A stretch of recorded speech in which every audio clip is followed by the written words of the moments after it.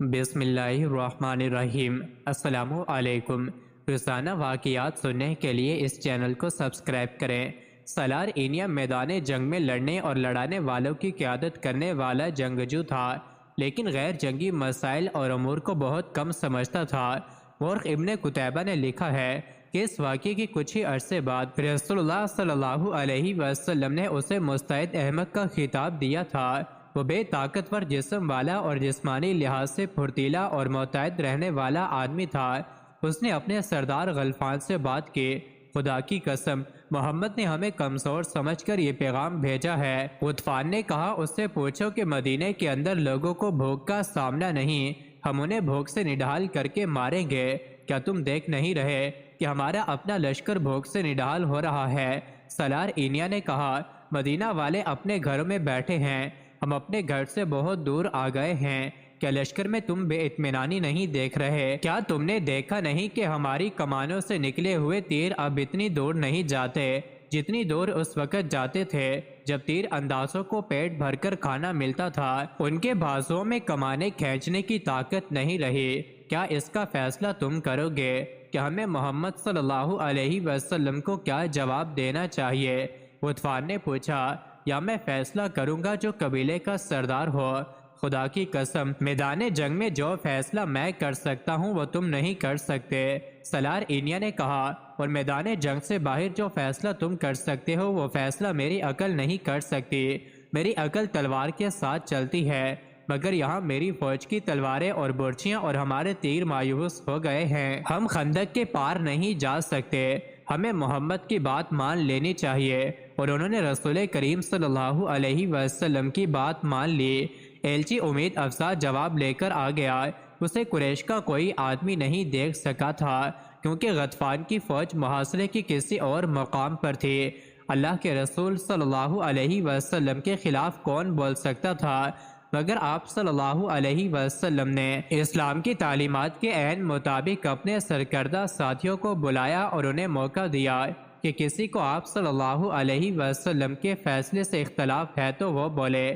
آپ صلی اللہ علیہ وسلم ایک شخص کا فیصلہ پوری قوم پر ٹھونسنے کے قائل نہ تھے، چنانچہ آپ صلی اللہ علیہ وسلم نے سب کو بتایا کہ آپ صلی اللہ علیہ وسلم غطفان کو کیا پیشکش کی ہے۔ یہاں امت کو مشورے کی اہمیت سکھائی گئی ہے، نہیں چند پرجوش آوازیں اٹھیں، ہماری تلواریں جن کے خون کی پیاسی ہیں، خدا کی قسم ہم انہیں اپنی زمین کی پیداوار کا ایک دانہ بھی نہیں دیں گے۔ جنگ تو ہوئی نہیں، ہم لڑے بغیر کیوں ظاہر کریں کہ ہم لڑ نہیں سکتے؟ اس کی تائید میں کچھ آوازیں اٹھیں، ایسی دلیلیں دی گئیں جنہیں رسول اللہ صلی اللہ علیہ وسلم نے اس لیے قبول فرما لیا کہ یہ اکثریت کی آواز تھی۔ آپ صلی اللہ علیہ وسلم نے اپنے ایلچی کو دوبارہ غطفان اور اینیا کے پاس نہ بھیجا، لیکن آپ صلی اللہ علیہ وسلم نے سب پر واضح کر دیا کہ تدبیر اور حکمت عملی کے بغیر محاصرہ نہیں توڑا جا سکے گا۔ خدا حق پرستوں کے ساتھ تھا۔ رسول کریم صلی اللہ علیہ وسلم نے اپنے اللہ سے مدد مانگی، جو ایک انسان کے روپ میں آپ صلی اللہ علیہ وسلم کے سامنے آ گئی۔ یہ تھے نعیم بن مسعود۔ ان کا تعلق غطفان کے قبیلے کے ساتھ تھا۔ نعیم سرکردہ شخصیت تھے، خدا نے انہیں غیر معمولی دماغ عطا کیا تھا۔ تین اہم قبیلوں قریش، غطفان اور بنو قریظہ پر ان کا اثر و رسوخ تھا۔ ایک روز نعیم جو کہ قبیلہ غطفان میں تھے، مدینے میں رسول خدا صلی اللہ علیہ وسلم کے سامنے آ کھڑے ہوئے۔ خدا کی قسم تو قبیلہ غیر کا ہے۔ رسول اللہ صلی اللہ علیہ وسلم نے فرمایا، تو ہم میں سے نہیں، تو یہاں کیسے آ گیا؟ میں آپ میں سے ہوں۔ نعیم نے کہا، مدینہ میں گواہ موجود ہے، میں نے در پردہ اسلام قبول کر لیا تھا، اپنے قبیلے کے ساتھ اسی مقصد کے لیے آیا تھا کہ آپ صلی اللہ علیہ وسلم کے حضور حاضر ہو جاؤں، مگر موقع نہ ملا۔ پتہ چلا کہ آپ صلی اللہ علیہ وسلم نے میرے قبیلے کے سردار اور سالار کو قریش سے دوستی ترک کر کے واپس چلے جانے کا پیغام بھیجا تھا، اور آپ صلی اللہ علیہ وسلم نے اس کا معاوضہ بھی بتا دیا تھا، لیکن آپ صلی اللہ علیہ وسلم نے بات کو مزید آگے نہ بڑھایا۔ اللہ کی تجھ پر رحمت ہو۔ رسول خدا صلی اللہ علیہ وسلم نے پوچھا، کیا تو بات کو آگے بڑھانے آیا ہے؟ نہیں میرے اللہ کے سچے نبی، نعیم نے جواب دیا، مجھے آپ صلی اللہ علیہ وسلم کے قدموں میں آنا تھا۔ اہل مدینہ پر مشکل کا وقت آن پڑا ہے، میں اپنی جان لے کے حاضر ہوا ہوں۔ یہ حضور صلی اللہ علیہ وسلم کے اور اسلام کے شہیداؤں کے جس کام آ سکتی ہے، حضور صلی اللہ علیہ وسلم کے قدموں میں پیش کرتا ہوں۔ اپنے لشکر سے چھپ چھپا کر نکلا ہوں، خندق میں اتر تو گیا لیکن سنتریوں کی موجودگی میں اوپر آنا خودکشی کے برابر تھا۔ اوپر چڑھنا ویسے بھی محال تھا، بڑی مشکل پیش آئی۔ خدا سے آپ صلی اللہ علیہ وسلم کے نام پر التجا کی، گڑ گڑا کر دعا مانگی، اللہ نے کرم کیا، سنتری آگے چلے گئے اور میں خندق پر چڑھ آیا۔ رسول اکرم صلی اللہ علیہ وسلم کو نعیم کے متعلق بتایا گیا کہ یہ کس حیثیت کی شخصیت ہے۔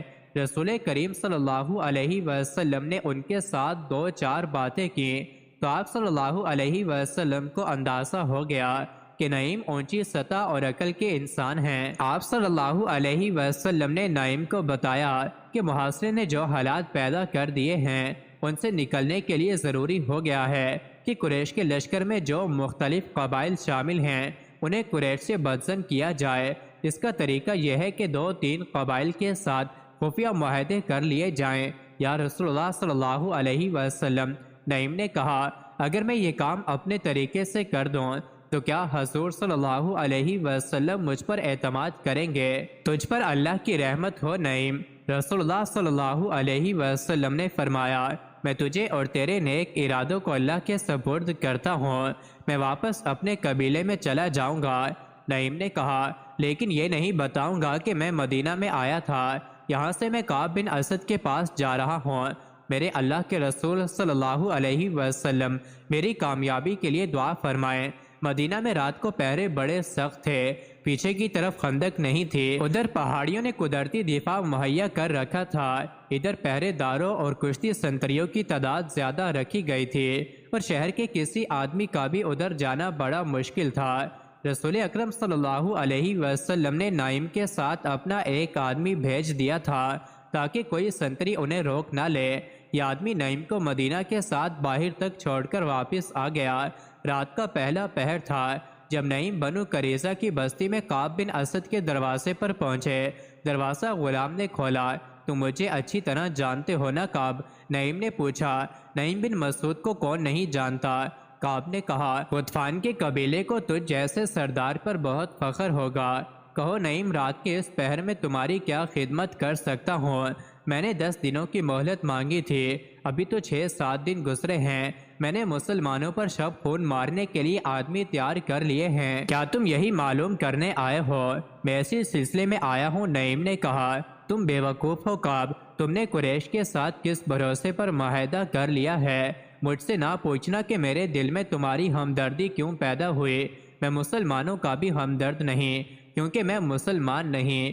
تم اچھی طرح جانتے ہو میرے دل میں انسانیت کی ہمدردی ہے۔ میرے دل میں ہمدردی ہے تمہاری ان خوبصورت اور جوان بیٹیوں، بیویوں اور بہنوں کی جو مسلمانوں کی لونڈیاں بن جائیں گی۔ تم نے قریش سے بڑا ہی خطرناک معاہدہ کر لیا ہے، لیکن اس کی ضمانت نہیں لی کہ اہل قریش تمہیں مسلمانوں سے بچا لیں گے۔ ہم نے بھی قریش کے ساتھ معاہدہ کیا ہے، لیکن کچھ ضمانت بھی لی ہے۔ کیا قریش جنگ ہار جائیں گے؟ کعب بن اسد نے پوچھا۔ وہ جنگ ہار چکے ہیں، نعیم نے کہا۔ کیا یہ خندق انہیں شہر پر حملہ کرنے دے گی؟ قریش کے لشکر کو بھوک نے بحال کرنا شروع کر دیا ہے، میرا قبیلہ بھوک سے پریشان ہو گیا ہے۔ میں نہیں چاہتا کہ کل تم میرے قبیلے کو بدنام کرو کہ غطفان تمہیں مسلمانوں کے رحم و کرم پر چھوڑ گئے تھے، تم مسلمانوں پر حملہ کر کے انہیں اپنا دشمن بنا لو گے اور قریش اور ہم محاصرہ اٹھا کر واپس چلے جائیں گے۔ اپنے دونوں قبیلوں کے قنا اور بنو نذیر کا انجام جو مسلمانوں کے ہاتھوں ہوا تھا وہ تمہیں یاد ہوگا۔ کعب بن اسد پر خاموشی طاری ہو گئی۔ میں جانتا ہوں کہ تم نے قریش سے کتنی اجرت لی ہے، نعیم نے کہا، لیکن یہ خزانہ جو تم ان سے لے رہے ہو، یہ خوبصورت لڑکیاں جوہی بن اخطب نے تمہارے پاس بھیجی ہیں، یہ سب مسلمانوں کی ملکیت ہو جائے گی اور تمہارا سر تمہارے تن سے جدا ہوگا۔ تو کیا میں قریش سے معاہدہ توڑ دوں؟ کعب نے پوچھا۔ معاہدہ نہ توڑو، نعیم نے کہا، انہیں ابھی ناراض نہ کرو، لیکن اپنی حفاظت کی ان سے ضمانت لو۔ عرب کے رواج کے مطابق انہیں کہو کہ ان کے اونچے خاندانوں کے کچھ آدمی تمہیں یرغمال کے طور پر دے دیں۔ اگر انہوں نے اپنے چند ایک معزز اور سرکردہ آدمی دے دیے تو یہ ثبوت ہوگا کہ وہ معاہدے میں مخلص ہیں۔ ہاں نعیم، کعب بن اسد نے کہا، میں ان سے یرغمال میں آدمی مانگوں گا۔ نعیم بن مسعود رات کے وقت پہاڑیوں میں چلے جا رہے تھے۔ ان کی منزل قریش کی خیمہ گاہ تھی جو کئی میل دور تھی۔ سیدھا رستہ چھوٹا تھا لیکن راستے میں خندق تھی۔ وہ بڑی دور کا چکر کاٹ کر جا رہے تھے۔ وہ گزشتہ رات سے مسلسل چل رہے تھے، مگر چھپ چھپ کر چلنے اور عام سفر میں بہت فرق ہوتا ہے۔ نعیم جب ابو سفیان کے پاس پہنچے تو ایک اور رات شروع ہو چکی تھی۔ اس وقت ان کی ہڈیاں بھی دکھ رہی تھیں اور ان کی زبان سوکھ گئی تھی۔ ایک ہی بار بے تحاشا پانی پی کر وہ بولنے کے قابل ہوئے۔ ابو سفیان نعیم کی دانش مندی اور تدبر سے متاثر تھا۔ تمہاری ابو سفیان نے نعیم سے پوچھا، کہاں سے آ رہے ہو؟ بہت دور سے، نعیم بن مسعود نے جواب دیا، جاسوسی کی ایک مہم سے آ رہا ہوں۔ تم لوگ بنو قریظہ کے ساتھ معاہدہ کر آئے ہو۔ کیا تم بھول گئے تھے کہ یہودیوں کو ہمارے ساتھ جو دلچسپی ہے وہ صرف اس لیے ہے کہ وہ اسلام کو ہمارے ہاتھوں یہیں ختم کرا دینا چاہتے ہیں۔ میں بنو قریظہ کے 2 دوستوں سے مل آیا ہوں اور مجھے مدینہ کا بھی ایک پرانا دوست مل گیا تھا۔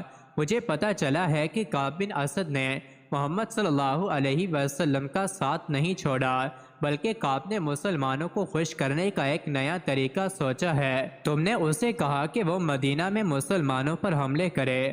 وہ اب تم سے قریش کے سرکردہ خاندانوں کے چند افراد پر یرغمال میں ضمانت کے طور پر رکھنے کے لیے مانگے گا، مگر انہیں وہ مسلمانوں کے حوالے کر دے گا اور مسلمان ان افراد کو قتل کر دیں گے۔ پھر یہودی مسلمانوں کے ساتھ مل جائیں گے اور دونوں ہم پر حملہ کر دیں گے۔ میں تمہیں خبردار کرنے آیا ہوں کہ یہودیوں کو یرغمال میں اپنا ایک آدمی بھی نہ دینا۔ خدا کی قسم، نعیم ابو سفیان نے کہا، اگر تمہاری یہ بات سچ نکلی تو میں بنو قریظہ کی بستیاں اجاڑ دوں گا۔ کعب بن اسد کی لاش کو میں اپنے گھوڑے کے پیچھے باندھ کر گھسیٹتا ہوا مکہ لے جاؤں گا۔ اس نے کیا سوچ کر ہمیں دھوکہ دینے کی کوشش کی ہے؟ اس کی سوچ پر آپ نے شراب اور حسین لڑکیوں کا طلسم طاری کر دیا ہے۔ نعیم بن مسعود نے کہا، کیا شراب اور عورت کسی کے دل میں خلوص اور دیانت داری رہنے دیتی ہے؟ اسے شراب اور عورت کس نے دی؟ ابو سفیان نے کہا، کیا بدبخت کعب اتنی سی بات نہیں سمجھ سکا کہ میں نے اس کے ساتھ جو معاہدہ کیا ہے اس میں اس کی قوم اور اس کے مذہب کا تحفظ ہے۔ اگر محمد صلی اللہ علیہ وسلم کا مذہب اسی طرح پھیلتا چلا گیا تو یہودیت ختم ہو جائے گی۔ تم یہودیوں کو ابھی تک نہیں سمجھ سکے۔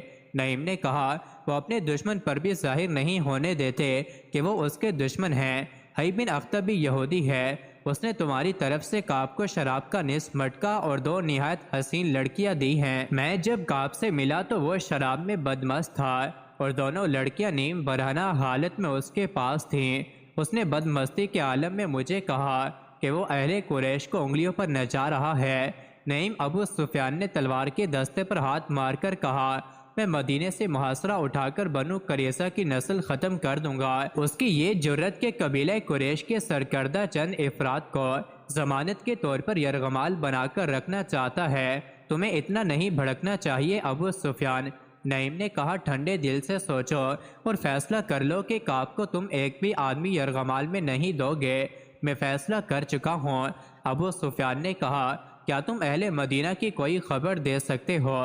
وہ کس حال میں ہے؟ وہ کب تک بھوک برداشت کریں گے؟ نعیم بن مسعود کو ابو سفیان کے پاؤں اکھاڑنے کا موقع مل گیا۔ میں حیران ہوں ابو سفیان، نعیم نے کہا، اہل مدینہ خوش اور مطمئن ہے۔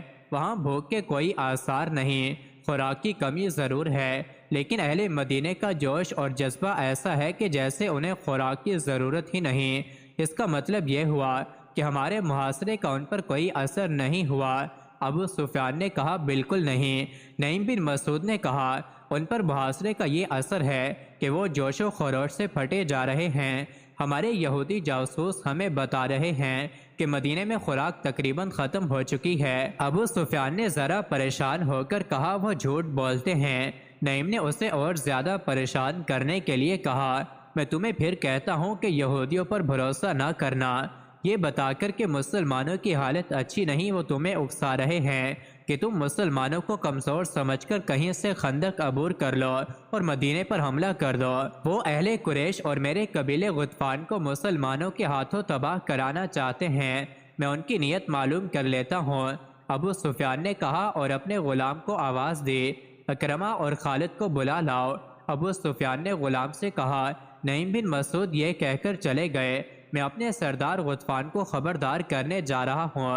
خالد اور اکرمہ آئے تو ابو سفیان نے انہیں بتایا کہ نعیم اسے کعب بن اسد کے متعلق کیا بتا گئے ہیں۔ غیروں کے سہارے لے کر لڑائیاں نہیں لڑی جاتی ابو سفیان۔ خالد نے کہا، آپ نے یہ تو سوچا ہی نہیں کہ بنو قریظہ مسلمانوں کے سائے میں بیٹھے ہیں، وہ زمین کے نیچے سے مسلمانوں پر وار کر سکتے ہیں، لیکن وہ ہیں تو مسلمان کے رحم و کرم پر۔ اگر آپ لڑنے آئے ہیں تو جنگجو کی طرح لڑیں۔ کیا یہ صحیح نہیں ہوگا کہ تم دونوں میں سے کوئی کعب بن اسد کے پاس جائے؟ ابو سفیان نے پوچھا، ہو سکتا ہے کہ اس نے نعیم سے کہا ہو کہ وہ ہم سے یرغمال مانگے گا، لیکن تم جاؤ تو وہ ایسی شرط پیش نہ کرے۔ کیا تمہیں نظر نہیں آ رہا کہ تمام کا تمام لشکر نیم فاقہ کشی کی حالت میں ہے؟ کیا یہ لشکر خندق عبور کر سکتا ہے؟ یہی ایک صورت ہے کہ کعب مدینہ کے اندر مسلمانوں پر شب خون مارنے کا انتظام کرے۔ میں جاؤں گا، اکرمہ نے کہا۔ میں آپ کو یہ بھی بتا دیتا ہوں کہ کعب بن اسد نے یرغمال کی شرط پیش کی تو میں آپ سے پوچھے بغیر معاہدہ منسوخ کر آؤں گا۔ کیا میں بھی اکرمہ کے ساتھ چلا جاؤں؟ خالد نے ابو سفیان سے پوچھا۔ اس کا اکیلے جانا ٹھیک نہیں ہے۔ نہیں، ابو سفیان نے کہا، اگر خطرہ ہے تو میں 2 سالار ضائع نہیں کر سکتا۔ اکرمہ اپنی حفاظت کے لیے جتنے لشکری ساتھ لے جانا چاہتا ہے لے جائے۔ اکرمہ اسی وقت روانہ ہو گیا۔ اس کے ساتھ 4 لشکری تھے۔ اسے بڑی دور کا چکر کاٹ کر بنو قریظہ تک پہنچنا تھا۔ وہ جمعے کی رات اور تاریخ 14 مارچ اور 627 عیسوی تھی جب اکرمہ خندق سے دور دور چلتا شیخین کے سلسلے کوہ میں داخل ہوا اور کعب بن اسد کے گھر پہنچا۔ کعب کو معلوم تھا کہ اکرمہ کیوں آیا ہے۔ آؤ اکرمہ، کعب بن اسد نے کہا، میں جانتا ہوں کہ تم کیوں آئے ہو، تمہارے آنے کی ضرورت نہیں تھی، میں نے 10 دن کی مہلت مانگی تھی۔ کعب بن اسد نے اپنے غلام کو آواز دی۔ غلام آیا تو اس نے غلام سے شراب اور پیالے لانے کو کہا۔ پہلے میری بات سن لو کعب، اکرمہ نے 2 ٹوک لہجے میں کہا، میں شراب پینے نہیں آیا، مجھے بہت جلدی واپس جانا ہے، ہم محاصرے کو اور زیادہ طول نہیں دے سکتے، ہم کل مدینے پر حملہ کر رہے ہیں، تمہارے ساتھ ہمارا جو معاہدہ ہوا ہے اس کے مطابق تم مدینہ میں ان جگہوں پر جو ہم نے تمہیں بتائی ہیں کل سے حملے شروع کر دو۔ ہمیں یہ بھی معلوم ہوا ہے کہ تم نے ظاہری طور پر ہمارے ساتھ معاہدہ کیا ہے، لیکن در پردہ تم نے وہ معاہدہ قائم کر رکھا ہے جو مسلمانوں کے ساتھ تم نے کیا ہے۔ اتنے میں ایک نہایت حسین لڑکی شراب کی صحرائی اور پیالے اٹھائے کمرے میں داخل ہوئی۔ وہ اکرمہ کو دیکھ کر مسکرائی۔ اکرمہ نے اسے دیکھا تو اس کے چہرے پر سنجیدگی کا تاثر اور زیادہ گہرا ہو گیا۔ کعب، اکرمہ نے کہا، تم نے اپنا مذہب اور اپنی زبان ان چیزوں کے عوض بیچ ڈالی ہے جنہوں نے کبھی کسی کا ساتھ نہیں دیا۔ کعب بن اسد نے لڑکی کو اشارہ کیا تو وہ چلی گئی۔ میرے عزیز اکرمہ، کعب نے کہا، میں تمہارے چہرے پر رونق کے آثار دیکھ رہا ہوں، صاف پتہ چلتا ہے کہ تم مجھے اپنا غلام سمجھ کر حکم دینے آئے ہو۔ میں نے مسلمانوں کے ساتھ جو معاہدہ کیا تھا وہ بنو قریظہ کے تحفظ اور سلامتی کے لیے کیا تھا، اور میں نے جو معاہدہ تمہارے ساتھ کیا ہے وہ تمہاری فتح اور مسلمانوں کی شکست کی خاطر کیا ہے۔ مسلمانوں کو ختم کرنا میرے مذہب کا حکم ہے، تمہارے ساتھ معاہدہ نبھانا اسی سلسلے کی ایک کوشش ہے۔ اپنا مذہبی فریضہ ادا کرنے کے لیے میں تمہیں استعمال کروں گا۔ حی بن اخطب سے میں نے کہہ دیا تھا کہ اہل قریش اور اہل غطفان مجھے بنو قریظہ کی سلامتی کی ضمانت دیں، تاکہ ایسا نہ ہو کہ تم لوگ ناکام ہو جاؤ اور مسلمان ہم سے ظالمانہ انتقام لیں۔ نعیم بن مسعود نے جو چنگاری ان لوگوں کے درمیان پھینک دی تھی وہ اکرمہ کے سینے میں سلگ رہی تھی۔ نعیم نے اکرمہ کے ذہن میں ابو سفیان کی معرفت پہلے ہی ڈال دیا تھا کہ کعب افراد کی صورت میں ضمانت مانگے گا۔ کعب کی زبان سے ضمانت کا لفظ سنتے ہی اکرمہ بھڑک اٹھا، کیا تمہیں ہم پر اعتماد نہیں؟ اکرمہ نے غصیلی آواز میں کہا، کیا تم یہ سمجھتے ہو کہ ہم شاید بھول گئے ہیں کہ محمد ہمارا اور تمہارا مشترکہ دشمن ہے؟ میں یہ نہیں کہتا جو تم کہہ رہے ہو، کعب بن اسد نے کہا، لیکن میں یہ ضرور کہوں گا کہ اپنے مشترکہ دشمن کو جتنا میں جانتا ہوں اتنا تم نہیں جانتے۔ میں اعتراف کرتا ہوں کہ جو عقل خدا نے محمد کو دی ہے وہ ہم میں سے کسی کو نہیں دی۔ میں اس کی ضمانت چاہتا ہوں، کہو تمہیں کیسی ضمانت چاہیے؟ اکرمہ نے پوچھا۔ قبیلہ قریش کے چند ایک سرکردہ افراد ہمارے پاس بھیج دو۔ کعب بن اسد نے کہا، میں کوئی نئی بات نہیں کہہ رہا اکرمہ، یہ ہمارا تمہارا دستور ہے، اس رواج اور شرط سے تم واقف ہو۔ میں نے ضمانت کے طور پر یرغمال میں لینے والے آدمیوں کی تعداد نہیں بتائی، یہ تعداد تم خود مقرر کر لو۔ تم جانتے ہو کہ معاہدے کی خلاف ورزی کرو گے تو تمہارے ان سرکردہ افراد کو ہم قتل کر دیں گے۔ نہیں، تم قتل نہیں کرو گے، اکرمہ نے بھڑکی ہوئی آواز میں کہا، تم انہیں مسلمانوں کے حوالے کر دو گے؟ کیا کہہ رہے ہو اکرمہ؟ کعب بن اسد نے حیرت اور پریشانی کے لہجے میں پوچھا، کیا تم مجھے اتنا ذلیل سمجھتے ہو کہ میں تمہیں یہ دھوکہ دوں گا کہ تمہارے قبیلوں کے سرداروں کو مسلمانوں کے ہاتھوں قتل کرواؤں گا؟ مجھ پر اعتبار کرو۔